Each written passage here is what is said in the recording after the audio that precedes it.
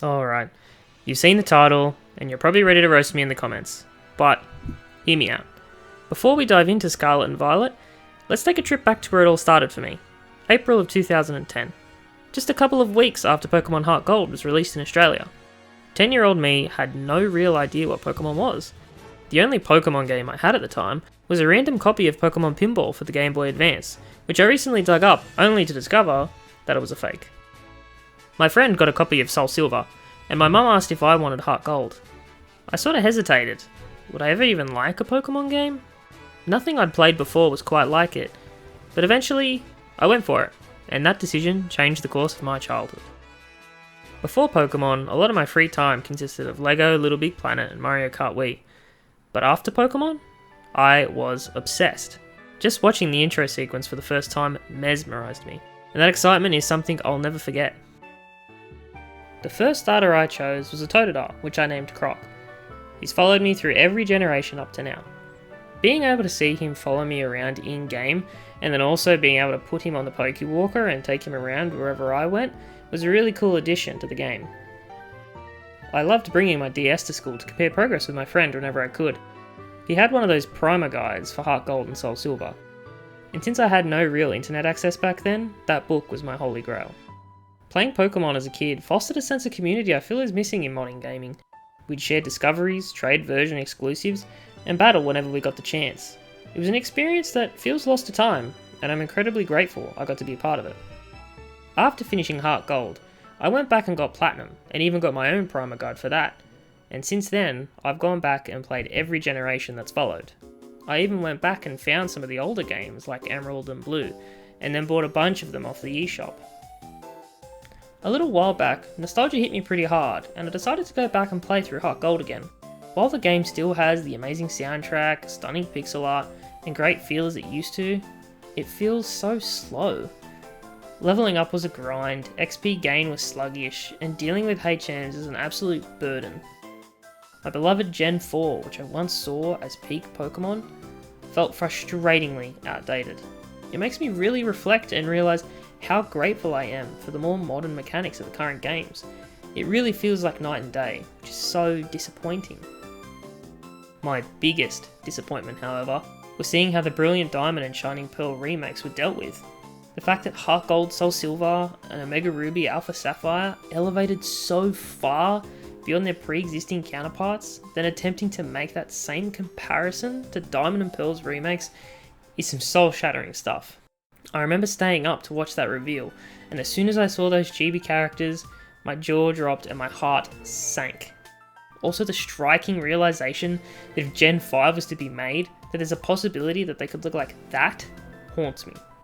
Hopefully, if Ilka is again helming this next generation of remakes, it pushes these games to new heights, similar to how Heart Gold, Soul Silver and ORAS did for their respective generations. Now, even though Brilliant Diamond and Shining Pearl are disappointing, some of their modern flair is actually quite a welcome change in my opinion. Making certain Pokemon easier to catch than the originals, and also the improvements in the underground, were a nice touch. Plus, the fact that in the modern Switch titles, which still amazes me to this day, you can actually transfer your Pokemon between generations. It's such an amazing feature I would have killed for back when Gen 5 released. It's unbelievable that I can take my Pokemon from Sword to Brilliant Diamond, then to Scarlet, and then back to Sword. It's an absolute game changer. This brings me to the most recent entries in the franchise, Scarlet and Violet. I brought Scarlet originally on launch and actually quite enjoyed the beginning of it, but I never properly sat down and truly sank any time in until the Indigo Disc DLC. Playing the game was extremely enjoyable. A lot of quality of life updates, XP rates are now through the roof, and much larger cash flow invites average player like myself to actually have a go at the endgame content, like 7-star raid dens, farming for IVs, EVs, and even changing the abilities of the Pokemon. I never really tried to do anything like that in previous games, it just felt so unachievable. This game definitely sets players up really well for endgame content, and I've never seen that in any of the other previous titles. The story is definitely an interesting and welcome departure from the original formula, inviting choice into where you go and what you do. Granted, the absence of level scaling is confusing and it hurts that very same idea. Having the box legendary be an active part of the story this time around was a great change, making the Pokemon more of a partner than a mythic legend you see once and then just put straight into your box. Arven's story and how it ties into the ending is definitely my favourite part of the 3 story segments. Nemona offers a typical rivalry but pushes it to 100, and Team Star, in my personal opinion, is the worst part of the story, and maybe even my least favourite team in the franchise. Scarlet and Violet's story takes more of a backseat and shifts its focus on perfecting the gameplay loop to really stand out from the rest of the franchise. Without spoiling too much, the final chapter and the DLC is where the game gets everything right and really shines. But even with all of that said, there's still one main reason why this game is my favourite in the franchise. I'm not a kid anymore. I don't have the time to sink hours and hours into these games anymore. I have a job, friends, family, and other commitments. I need a game that respects my time. If I revisit the older games, I often trade over higher level Pokemon just to skip the grind and keep the experience moving. That childhood excitement and curiosity I used to experience when playing those games just isn't as strong anymore.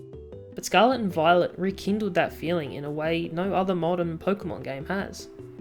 Being able to walk with your Pokemon again, discovering legendary stakes, and hunting for legendary Pokemon in the overworld after unlocking them in the Indigo Disc DLC was so cool.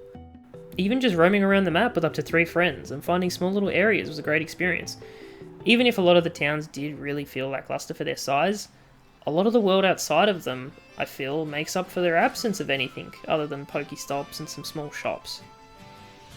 Area 0 in particularly was a standout moment. The music when you arrive, the scale of everything, and the mystery, it all hit perfectly. I know a lot of people didn't like that these games are open world and feel bland compared to other games, which I certainly felt when roaming through the towns. The first time I walked into Lavencia, I was expecting a bigger city similar to Castelia City from Gen 5. Granted, obviously with not as many NPCs in the area, but similar vibes. But all it is a glorified Gen 8 Pokemon Center that has been spread out. Now when it comes to the area outside these towns feeling bland, that may be what some people see as being a downside to the open world element of these newer titles. The older games were a lot more guided and on the rails in a sense, that you were generally walking in a single direction to each town with some shrubs, rocks, and trees in the way. Granted, they were always filled with secret areas you can come back to with HMs, but more or less they still looked amazing and had their own incredible themes, which can't really be achieved to the same effect in a more modern Pokemon game. I feel as if Sword and Shield combining the two with the wild area is a good example of going from the series standard routes and then transitioning into this larger open area. There's quite a contrast in the feel of these areas, showing the dichotomy of losing a lot of detail in exchange for a more open area. Also, I've seen a lot of people online talking about bugs and crashes when playing Scarlet and Violet, but I personally never had anything major like that happen. The only really noticeable instance I had was during a cutscene with Nemona, where characters in the background are stuck in this low frame rate while the main characters on screen are moving at a stable pace. The DLC for this game was also really interesting. I only ever played Isle of Armor prior to playing Scarlet, which is an alright experience, but I definitely feel like the Indigo Disc should be a standard for all future endeavours with DLC. Having the different biomes, social incentives to play with other people for the BBQs, being able to get every starter in the franchise, and also this being based in Unova and having the battle music from Gen 5 was a neat little inclusion.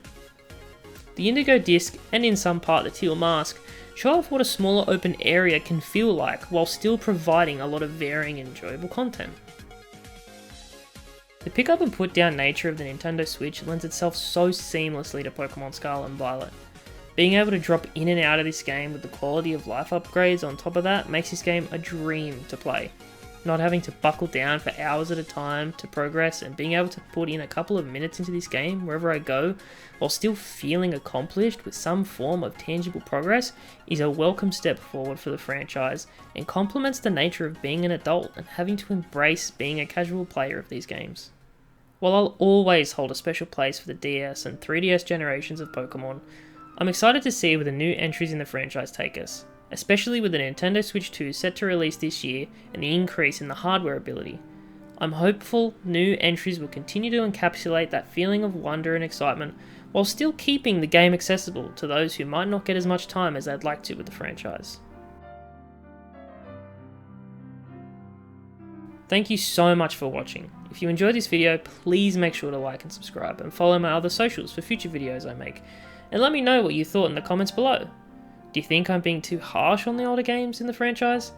Or do you think that the new games are a bit too easy for your liking? Thanks again, and I'll see you next time.